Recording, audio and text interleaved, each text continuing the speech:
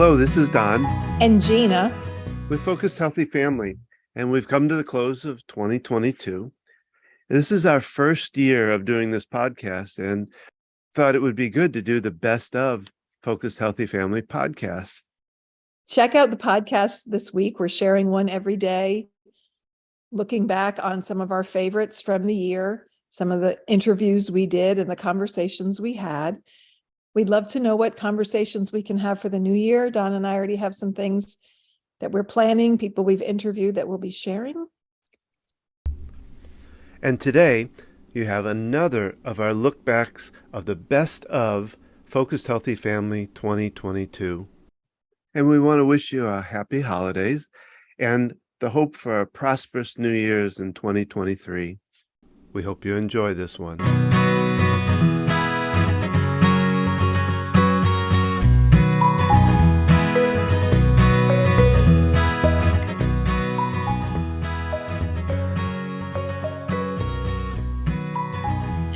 One couple in particular stands out in my mind that I worked with a number of years ago and left a lasting impression on me as not only someone who experienced divorce, but also working as a mediator. This couple had 3 young children, and they came into the mediation process after having tried to figure things out on their own.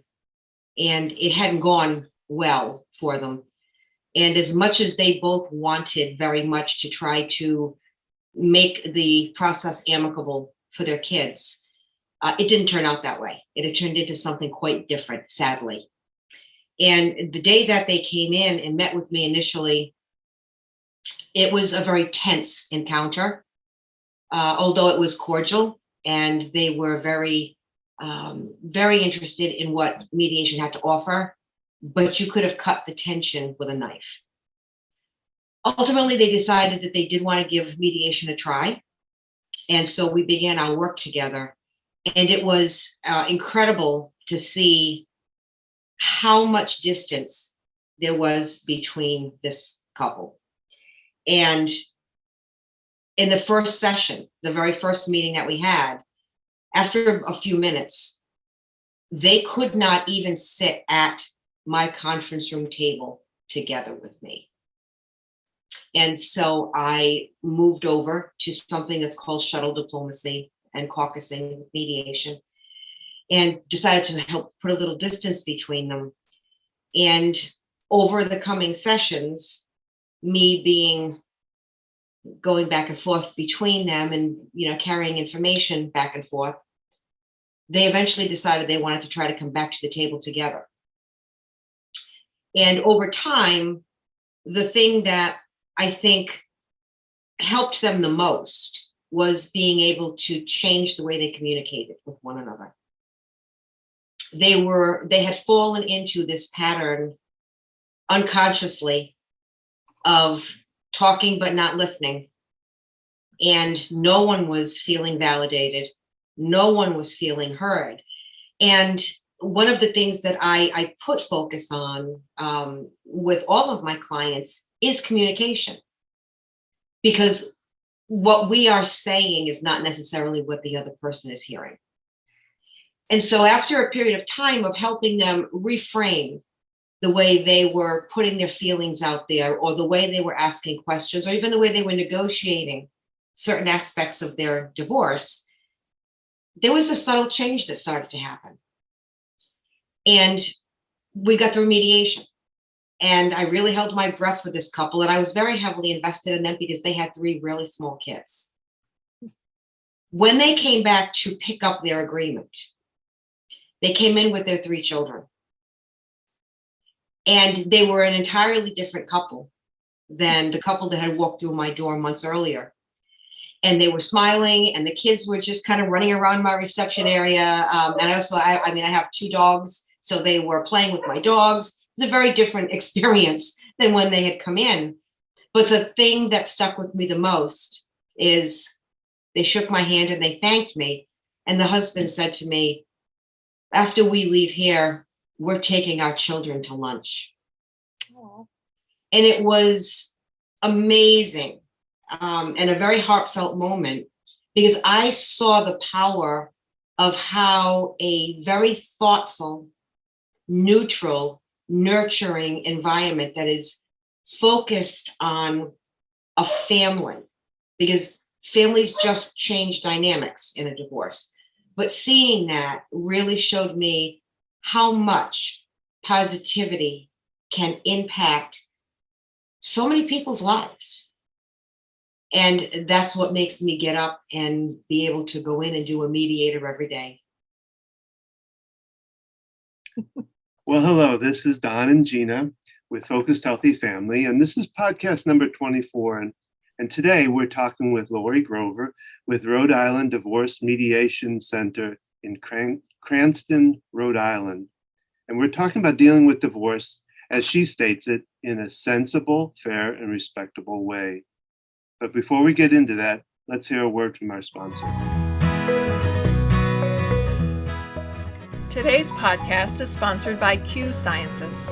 Don and I discovered that the supplements we were taking and giving to our children were not being absorbed properly. I was very excited when I found Q Sciences. I was impressed with the quality of the products and that they provide maximum absorption. They have a variety of products, including a Q Max product, which is a combination of 3 products, including vitamins, minerals, and a probiotic.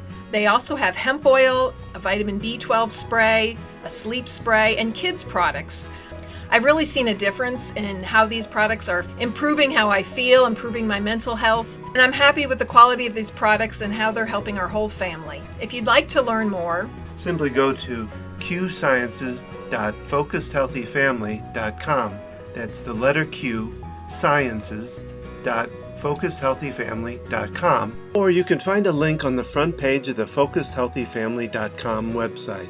and stop throwing your money away on supplements that don't work and use a quality product like Q Sciences.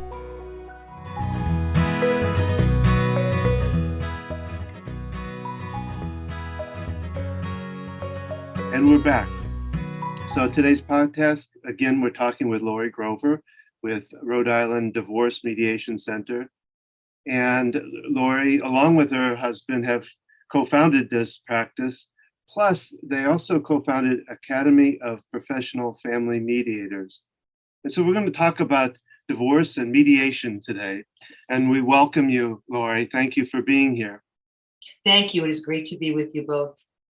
And I really appreciate your story. I got goosebumps, as you're talking about this couple that came to you. And it just, the tension I could imagine that they were going through with the divorce and the fact that they were able to totally turn around how they did things. It's powerful. And it sparked a thought in me, a question in me, and we're going to talk about your story and all and what you do. But have you, in mediation, have you ever been able to turn a couple around and they don't get divorced? I'm just kind of curious. I don't like to promote myself as any type of a marriage reconciler, but to be honest, I have to say, actually, yes. That has happened. And it's along the same lines of the shift of what I was discussing, Exactly. The couple. Mm-hmm. It was a change in the communication. These people, these couples, these human beings actually felt heard for the first time. And albeit small numbers, there actually have been some couples that have picked up their final agreement and said, thank you, but we're putting the divorce on hold. That's neat. The story just kind of led to that thought. We do communication workshops with parents aiming towards how they communicate with their kids, but it also has an effect of how they're communicating with their spouse. Yeah. And it's so true. It's still a family, even if mom and dad don't live together, it's still, like you said, a different dynamic of it. So that's wonderful. So I guess now what I would say is, one, tell what mediation is, but then I'd like to hear your story of how you got into it and why you do what you do so wonderfully. Well, thank you. Mediators are very different than the process of going out and hiring 2 separate attorneys. That is a system that I think became a societal norm for a long time. It's just what we became accustomed to, that was what we did. You know, you're getting divorced, you hire an attorney. Things have changed quite a bit.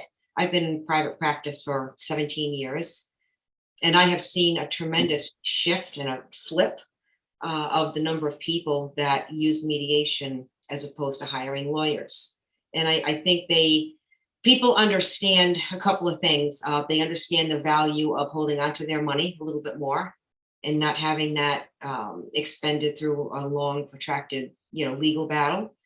And I also think they understand the value of the relationship piece, especially the parents. Mhm. And that's a big deal. Mhm. They win, couples win in that case. So mediators, where attorneys have an obligation to advocate for their client, usually it's at the expense of one another when the parties get into a court situation. Mediators are actually working with both parties. And so where the law looks to, possibly look for fault or blame or create a winner and a loser, mediators have a very different job and mindset. They're looking for the unity. They're looking for the peaceful resolutions. They're looking for the couple to be able to come together and constructively map out what their settlement looks like and also what their futures look like. So there isn't any, taking sides. Mediator works for both parties and the entire family. Why? What made you decide Or to get into it? how did you get into the work that you do? So I guess there's a number of pieces to this story. I am the child of parents who probably should have divorced but never did. Okay. Okay. And we set that aside. But then I also wound up getting divorced back in the mid 90s. And that at that time, mediation did not exist here in Rhode Island. Okay. And so I went out and did what everybody else did. Even though I did want to keep it amicable, I had a daughter who was 8 at the time. My goal was to make sure that she was able to maintain healthy relationships with both of us. Mhm. And to a degree, my mindset was I just wanted it over with.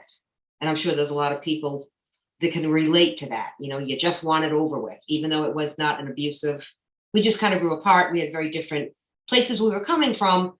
I just wanted it over with.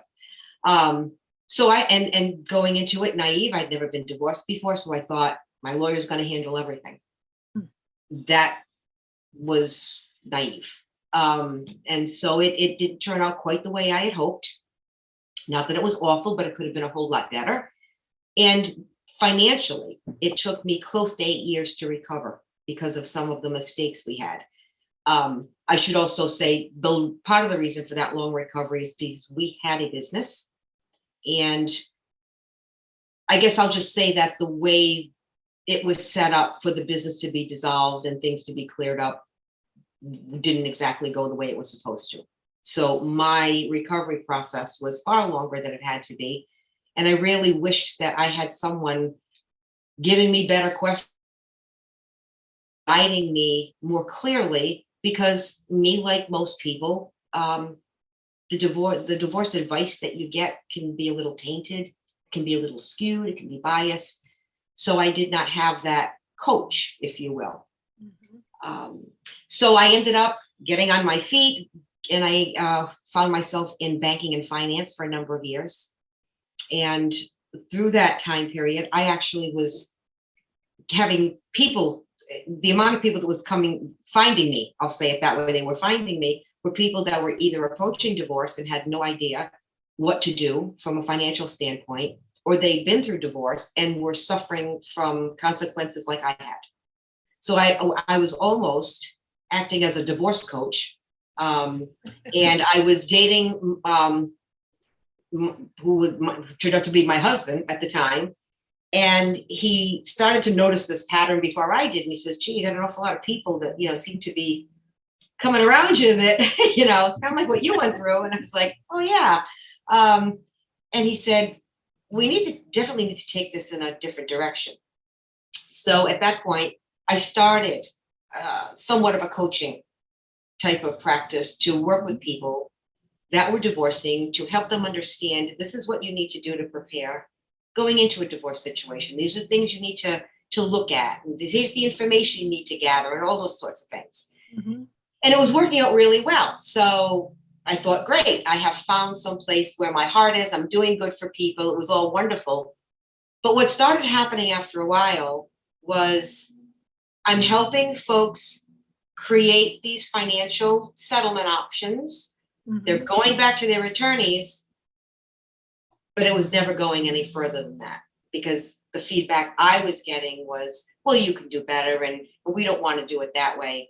So I got a little deflated at that point, because these people that had invested with me time and effort to feel better about their futures, to look at their budgets and understand, kind of prepare for their future, Mm-hmm. they were leaving me, and then it was falling nowhere. So then my soon-to-be husband at the time said, okay, time to go to the next level. And he said to me, you need to become a mediator, which is something I had absolutely never thought of. And I just said, yeah, okay. I kind of brushed it off a little bit. But the idea kept gnawing away at the back of my head. And I finally, did a little more research, and I thought, what the heck? So I did it. I trained. I went to Lakewood College, trained, and became nationally certified. And here I am, 17 years later, working with simple divorces, more complex divorces, parenting plans, renegotiating things after divorce, in a way for people that is more thoughtful and lines up more with the needs and the dynamics of divorcing families today. Well, and I noticed you were on the board of the National Parent Organization, which I've talked with Don Hubin from that. Yes, again, fate, this time fate crossed my Facebook page. When I saw that one of the states, so they had, the NPO had actually put up a post how one of the states had gotten an F in shared parenting. Oh. And so it caught my attention, clicked on the link and started reading it. And so, wow, this organization really has their act together. And then there was this little section that said, check, see how your state got graded. So I thought, oh, I have to go here. And so when I clicked on Rhode Island, it said, you have no state chapter. Oh. and so, I brought that to my husband's attention, and he looked at me and he said, well, here you go again. And so I wound up reaching out to the NPO, and we talked for a while back and forth. And the state chapter of the National Parents Organization was born. And Well, here they we share are. a lot of the principles of what you do. What they share a lot of what you believe in. Yeah, and it's kind of like the sun, the moon, and the stars lining up, where it was somewhat on the heels of me actually just about to send my book to be published, and there seemed like all these things were coming together at the same time. And I don't wait for the signs to really bowl me over anymore. I've kind of learned to look at them and say, oh, okay, I need to pay attention to that. But all kidding aside, the organization and the way it is structured and the way it functions, the work that it does, aligned very much with the kind of work that I try to do, because it isn't about mom's rights versus dad's rights. It's about parents and children. It's about relationships. Mm-hmm. It's about bonding. It's about overall health. And it's about helping our children that go through an event like divorce thrive, not survive. And there is such a difference. Yeah. We're doing a whole series on this. We interviewed a lawyer who does. Yeah, I think I told you, Ashley Nicole Russell, which I think you're familiar with. Yes. And we hope to. I've been talking with Don Hubin about getting on, or somebody from that organization getting on. And, so we've got, because I think this is a topic that we're not in touch with it. We don't know divorce. Neither of us have divorced parents. We haven't, had a divorce ourselves. And yet, we have had single parents come to us wanting to work on workshops. There was somebody who reached out, but they didn't follow through, that had a, shared parenting, but they were not together as a couple. And so we want to hear from people like, I think you're serving as a mediator is even more powerful because you've been through a divorce that didn't go the way, you would have liked, and things didn't turn out the way you liked. And so you can relate to it, right? Just like we can relate to our clients. We have kids with anxiety disorders, and we kind of focus on dealing with those extra challenges, and knowing that you can still parent effectively along with dealing with financial issues and other related things.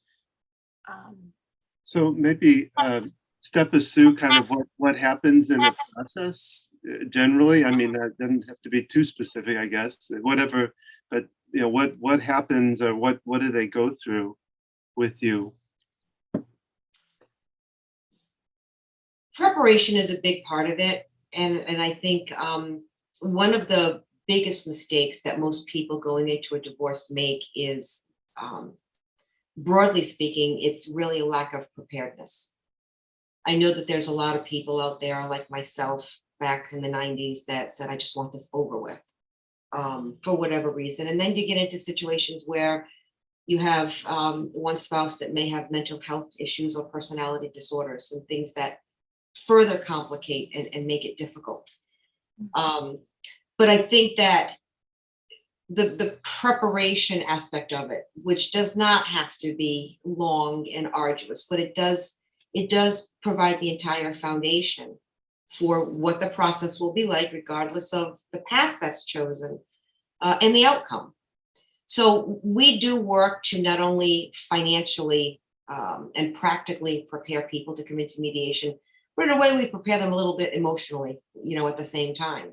So they understand these are the types of things that you're going to need to decide, and not all of them are mandated by the state, but they really affect the outcome, and they're going to affect your ability to not only recover and begin to rebuild your life, but how you co-parent, how you interact with one another. How are your children seeing this experience, right? Because it's all about the kids. Mm-hmm. And I think that the personalness of me experiencing the highs and lows of divorce and being on that roller coaster and realizing you could feel good about something one day and the next day you're scared and you don't know what's going to happen. I bring that to my practice because I lived it, not because, it was something I read in a book or whatever. I really understand what people are going through and how they're feeling. It's a very uncertain time. Mm-hmm. Because not only are they worried about their children, but they're worried about themselves. So, actually preparing them, we call it a pre-mediation session, but there's a lot of nurturing that goes on with the practical side of, doing business. But that really gets them in a good place to actually begin the mediation process. And we work through parenting plans to the degree that we need to. If there are mental health issues or other or high conflict situations, the parenting plans are much more detailed. Couples who are really getting along great, and I clearly can see they're there. Their parenting plans are a little bit less in depth and structured. I think that's what a lot of people embrace about the process, and what draws them to it is because it isn't like stepping into court where everyone is put in the same box. Mediation allows the parenting and the financial settlements to be individualized to that family. It's not every family, it's that family. Because every family dynamic is different. That means you're meeting the needs of the children. Some children adapt really well to divorce, some don't. Mm-hmm. You may have one child that does really well while their sibling may need more time. Parents can actually do this in a way for their kids that is thoughtful and caring and is going to help them transition in the best way possible.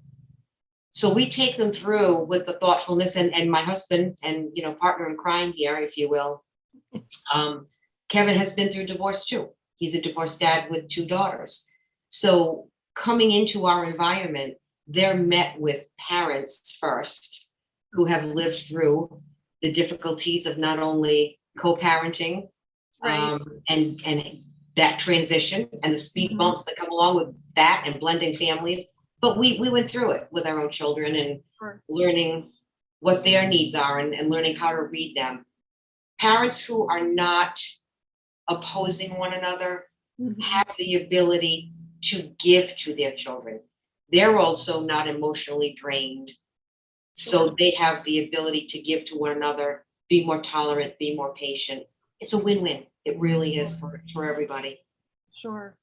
As you're talking about this, my brother's been divorced now for, gosh, 6 years? 15 years. Oh, I'm way off. And I'm, thinking back on it, I think he told me that they went to a mediator.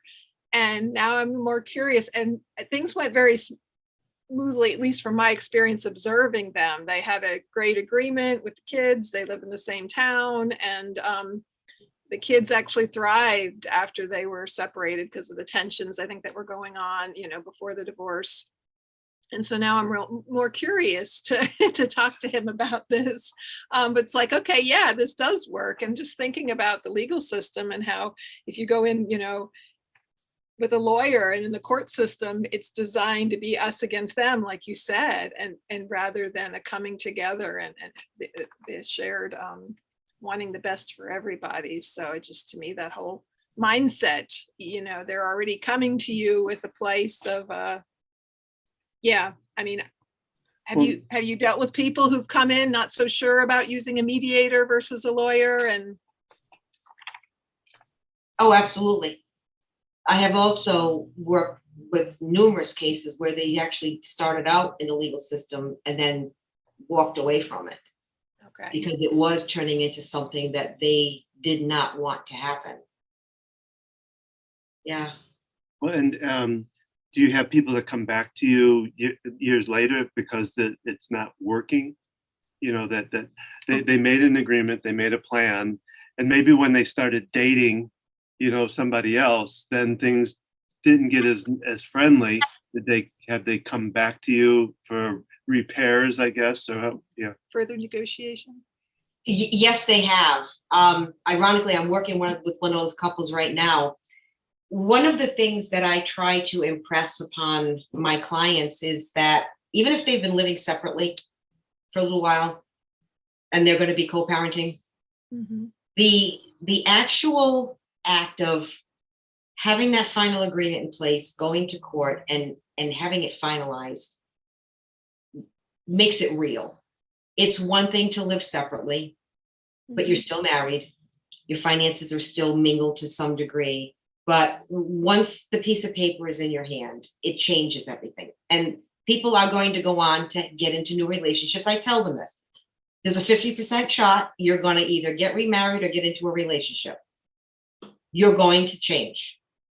Things are going to change. Your family dynamics are going to change. And most likely, what we're working on today, all of it isn't going to map over in even 2 years.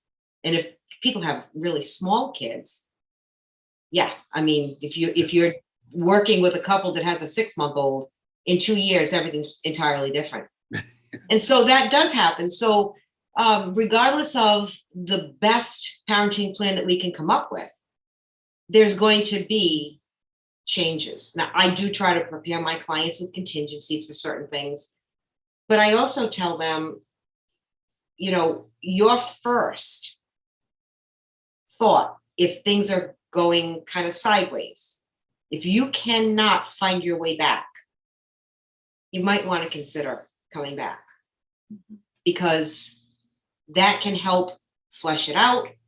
That can bring you back to that neutral place and space where the validation and the hearing one another happens again. And, as far as the success rate with that, it's the same as the success rate with mediation. I tell people, you are going to get out of this process exactly what you put into it. If you come into it and you're determined that regardless of how difficult or painful it might be, that you're going to get through it and you're going to make your best decisions, you will. Same thing applies after the fact. But I think that's a point where people are a little bit naive, because they think, well, we're just going to get divorced and this is going to be the way it is. And it's not, especially when new people come on the scene. And that's something that I'm actually working with a couple on right now. And funny, she said when the wife, the former wife called me to schedule the mediation session. She said, "You told us this was going to happen." And here they are. So we knew we had to call you back. And you didn't use a crystal ball to figure that out either. It was just No, it was in the shop, so I didn't have it that day. But because it really is just common sense. And I think the biggest thing going into a divorce that I wish I had realized, we just don't know what we don't know. Mhm. And if you're able to find unbiased guidance that can give you just honest direction, give you some truths, not the person's truths, but the truths, it can be very empowering, Mhm. because knowledge is very helpful when it's applied, but it has to be the right knowledge. The other question I had is, how involved are the kids, depending on their age, of course, but I mean, how involved are they in the mediation, and what, how do you get involved with them in mediation? And how does that, at the same time, how does that compare to how a lawyer, that kind of scenario, would involve the kids? Is there a difference? I think in most cases, when you get into, if you're talking about the legal side of it, children don't typically get brought in unless the judge does ask for a meeting with them to get their side of the story, or whatever they want to do as far as living with one parent or the other. It doesn't happen often. Mhm. I have only had a handful of times where children have been part of the process, and they have been older, a little bit older. And they were not acrimonious situations. They were more like family discussions where the parents actually wanted the children in the environment to express safely and comfortably their thoughts about what their lives should look like. So it's not part of what I do.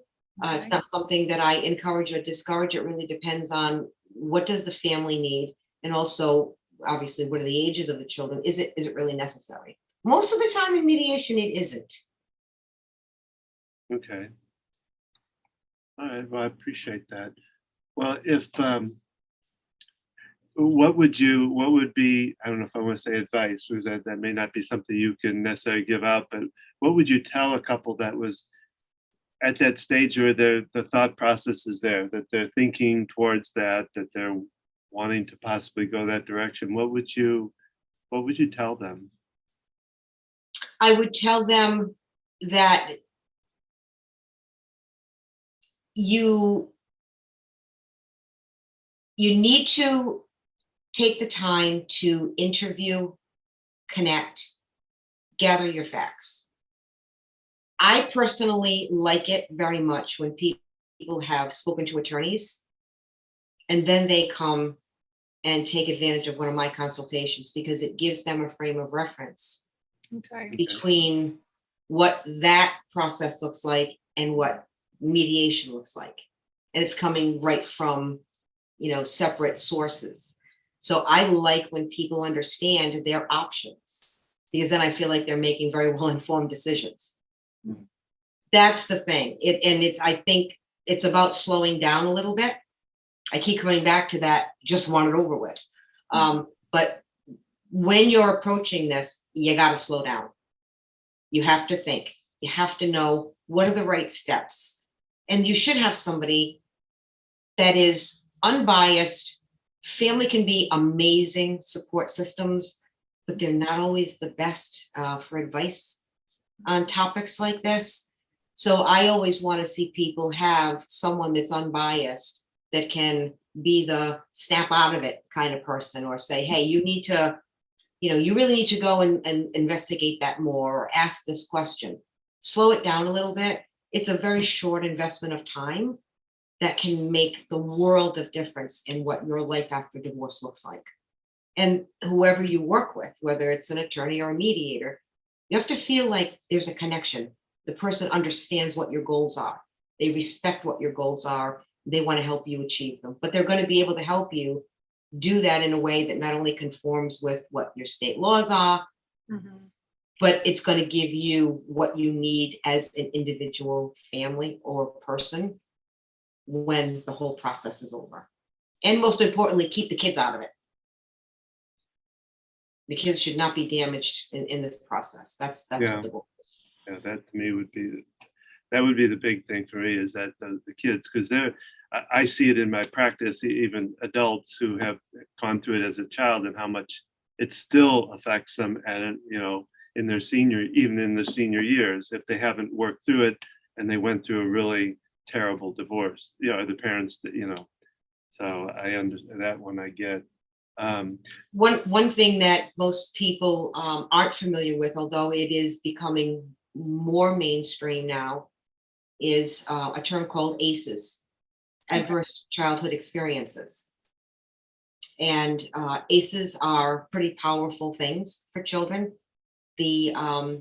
What falls under the category of ACEs would be things like bullying, alcoholism of parents, drug addiction of parents, racism, divorce, any type of event that traumatizes a child.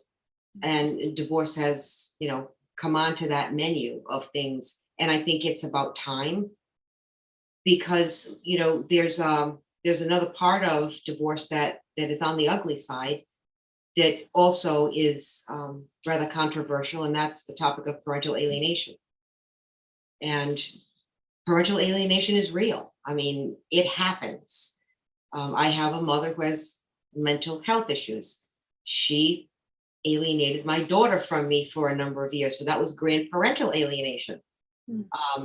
But children who experience these types of traumas, whether it's one parent disparaging the other, whether the child is being forced to, have their allegiance to one parent over the other, whether one parent is being kept from the other parent, false allegations of abuse. These things leave a tremendous emotional footprint on children that can be everything from suicide to their own mental health issues, drug abuse, substance abuse, insecure attachments, failed relationships, suicide, like all of these things. And it starts off with one incident. And I think as a society, we have an obligation to our children to make sure that they have safety and love and protection, and they're allowed to love and be loved in a way that they all deserve. And that goes for the parents as well, because there are lots of struggling moms and dads out there that have been alienated from their kids, and it's a real uphill battle. Sure. And I think as a society, we have a new problem that we have to tackle. And I think we can do it, but it's going to take unity. It's going to take awareness. So I thank you both for the work that you're doing as far as, bringing to light healthy, focused parenting and relationships. Right. Well, we're trying anyway. Let's put it that way. As we all are. Yeah. And we certainly want to include, as the divorce rates are rather high in this country, they're still parenting their children, and there's a whole other factor at play here. Well, and that can be done in a sensible, like you say, in a sensible way, and in a amenable way that nobody gets hurt by. Because divorce doesn't, we've put such a stigmatism to it. Sure. And I think that's what needs to change, because it's just two people realizing that they weren't really meant to be together, and finding a way to be able to separate from that. So. Right. And I mean, I'm thinking about the media and, portrayals of divorce on TV, and it's always dramatic. And I don't know that I've ever seen a situation on a TV show or a movie where they use a mediator. I mean, it's that message is not out there. It's more about us versus them, and the battle and the fight, and there's a good guy and a bad guy. And so I think this needs to be brought to light. I don't know statistically how many people use mediators rather than going through the court systems. And so Laura, you need to make a movie now about it. Take your book and make it into a movie. So speaking to that statistical question that you had, Sure. I don't know what the exact numbers either, but I can tell you, which I find fascinating, what I've seen in my own practice, and it's very encouraging. Okay. So when I started in 2006, Mhm. the majority of the clients that I saw were coming into mediation a little skeptical. It was kind of new. They were kind of getting used to the idea. Mhm. Of those parents, I want to say about 25 or so percent of them, 20 to 25%, Mhm. the placement of the children was always with mom, dad got visitation. That's just how it was. Then I started through the years to see a little bit of a shift where dads were starting to come on board and they wanted more time. And I watched moms both embrace that and resist that. Let's fast forward to 2022. Okay. 80 to 85% of the divorcing parents that I work with want shared parenting. That's wonderful. And it speaks to the shift. And there's a lot of reasons for that. We have moms now that have careers, they're working, they don't feel guilty about wanting to be out there and taking care of themselves and getting ahead and whatnot. And they also realize dads are important, which is great. Mhm. But through the dynamics of the family, where we're now 2-income families, it's almost like dads have evolved into the role of more changing diapers, more bath times, more dinners before bed. So as we're evolving as a society, it's become more of a norm. Mhm. So when I work with clients now, the minority are the ones coming in saying, well, no, the children will stay with mom, because dad's always just been in this role. It's the way their family worked. Right. And that's where there's a bit of a blind spot in the court system, and even perhaps with attorneys, many of whom may be doing these same responsibilities at home. But when you get in the courtroom, it's a little different, right? Yeah. But we have to stop ignoring where society is going, because when we do that, we're turning a blind eye and we're changing the environment that these children have become accustomed to, what's normal for them. Mhm. And that's really a lot of what the work that even through the National Parents Organization, we're looking to do. It's about educating. It's about both parents. It's about quality of life. It's about recognizing the struggles and the strengths of what both parents bring to the table for their kids, and ensuring that that family just transitions. It doesn't become broken. Well, that's a I good like way that. to put that. I like Yeah. that transition. So I'm curious, I'm guessing you're licensed in Rhode Island, and if people are looking to find a mediator and they're in other states, or do you work with people outside of Rhode Island? How do people find a good mediator? What should they do? So just to clarify, there is no licensing for Okay. mediators. So that's both a good thing and a bad thing. Yeah, on one hand, you want to know the people that you're working with are qualified and they know what they're doing. On the Mhm. other hand, you don't want to be overburdened with all kinds of rules and regulations that may not be a good fit. So certification is important. Something more than a few hours in a mediation training course. The organization that I was a founding member of, the Academy of Professional Family Mediators, does have a referral site there. But I am nationally certified, so I can actually practice in any state. Oh, Ah, okay. and that's, I take it by Zoom then. Have you done that worked with people outside of the immediate area? I have, and I think one of the most interesting ones, just because of the logistics, was I had a spouse here on the East Coast, and her husband was in China. Oh, wow. But we made it work.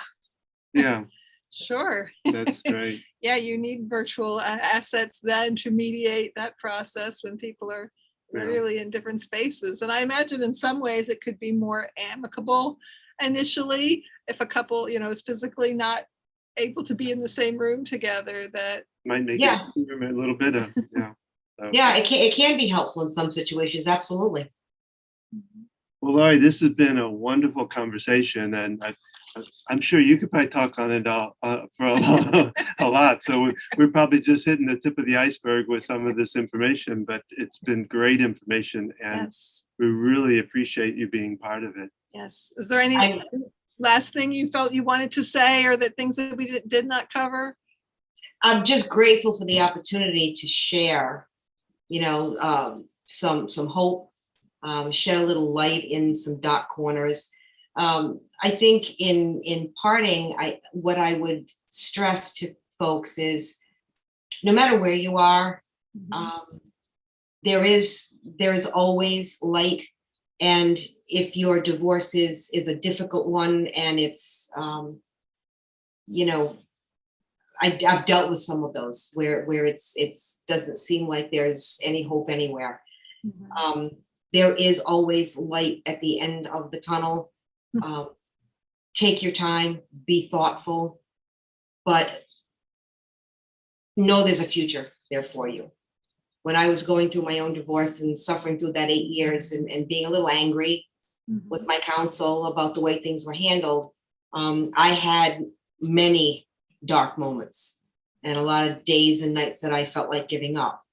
I couldn't do that, not just for my daughter, but for myself.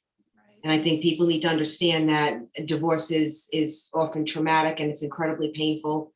And it does take time to recover from it.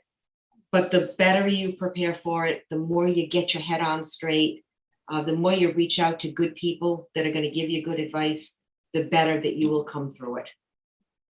And don't forget the children. Yeah. Forget the children. Again, thank you, Laurie. So Yes, thank you so much, Laurie. We appreciate you being here. We've enjoyed this conversation. And that is our podcast for today. We hope that you have enjoyed it. We'd love to hear from you. Be sure to leave us a comment. And if you've liked what you've heard today, you can learn more about our parent coaching program or join us at a next workshop at focusedhealthyfamily.com. And we will share with you on the link more information to find out about Laurie Grover and working with a mediator, working with her.